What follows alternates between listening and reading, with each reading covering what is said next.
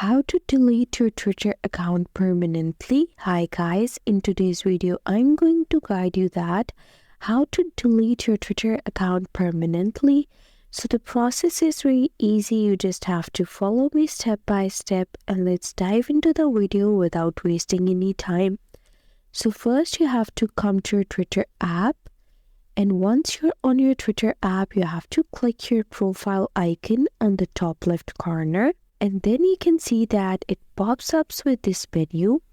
You have to choose Settings and Support in this menu and click Settings and Privacy.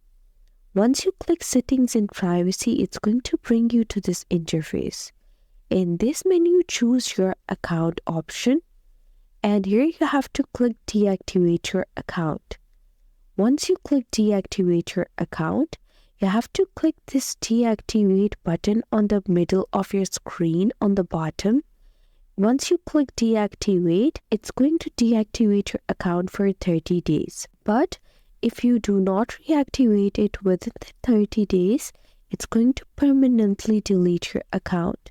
So that's a process that you can follow to delete your account permanently.